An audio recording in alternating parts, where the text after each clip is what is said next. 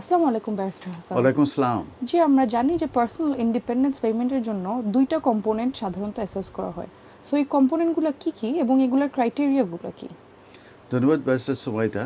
Personal independent পেমেন্টের কিন্তু দুইটা মেন পার্টস আছে, যেটাকে আমরা কম্পোনেন্টস বলে থাকি। তার ভিতরে প্রথম যেটা, সেটা হচ্ছে ডেইলি লিভিং কম্পোনেন্ট এবং আরেকটি হচ্ছে মোবাইলিটি কম্পোনেন্ট।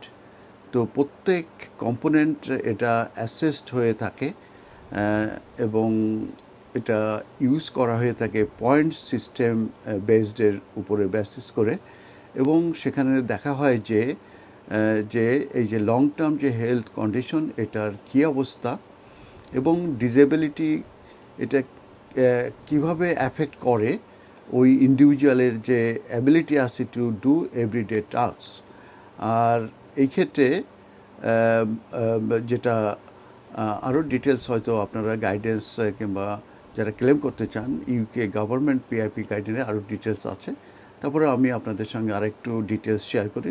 ডেইলি লিভিং কম্পোনেন্টের ব্যাপারে যেটা বলা হয়েছে, এই পার্টটা হেল্প করে থাকে যে এভরিডে যে টাস্ক আছে এবং এটার 10 স্পেসিফিক অ্যাক্টিভিটিস আছে।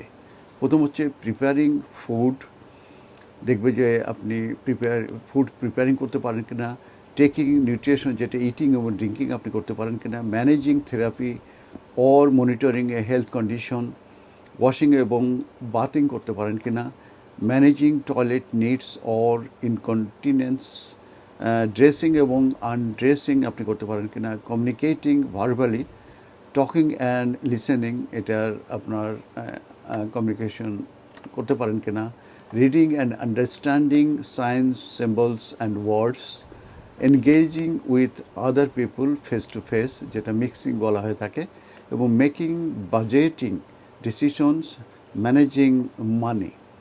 তো মোবাইলিটি কম্পোনেন্ট যেটা, এটা এই পার্টটা হেল্প করে থাকে উইথ গেটিং অ্যারাউন্ড, এবং এটার দুইটা স্পেসিফিক অ্যাক্টিভিটিস আছে। প্রথম হচ্ছে প্ল্যানিং এবং ফলোয়িং জার্নিস। তার মানে সে তার জিপির কাছে যেতে পারে কিনা, কিংবা তার অন্য কোথাও যেতে পারে, ট্রেনে যেতে পারে কিনা, বাসে যেতে পারে কিনা, এটা হচ্ছে প্ল্যানিং এবং ফলোয়িং জার্নিসের কথা বলা হয়েছে।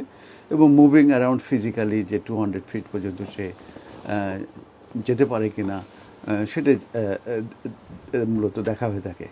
এখন আমি পেমেন্ট রেটস এবং পয়েন্টস, যে কী পরিমাণ পয়েন্টস পেলে মূলত এটা কোয়ালিফাই করে, এবং সেই যে স্ট্যান্ডার্ড দুইটা রেট আছে, একটা স্ট্যান্ডার্ড রেট আর একটা এনহ্যান্স রেট, সেটা নিয়ে আমি আলোচনা করছি। প্রথমে হচ্ছে এটা প্রয়োজন হয়ে থাকে 8 to 11 পয়েন্টস, যেটা এবং for the points for a components, এবং উইকলি রেটস এক্ষেত্রে হচ্ছে 76.70 ফর ডেইলি লিভিং এবং 30.30 ফর মোবাইলিটি। তার মানে মোবাইলিটি ডেইলি লিভিং কম্পোনেন্টটা যদি কেউ স্যাটিসফাই করতে হয়, তাকে 8 to 11 পয়েন্টস তাদেরকে এই কম্পোনেন্টে পেতে হবে, এবং পেলে পরে তারা 76.70 তারা পাবে ফর ডেইলি লিভিং অ্যালাউন্সের ক্ষেত্রে, এবং মোবাইলিটির জন্য পাবে 30.30। আর এনহ্যান্স রেট যেটা আছে, এটার প্রয়োজন হচ্ছে 12 or more points for a component, এবং উইকলি রেট হচ্ছে 114 pound 60 ফর ডেইলি লিভিং এবং 80 pound ফর মোবাইলিটি। ধন্যবাদ। ধন্যবাদ ব্যারিস্টার হাসান।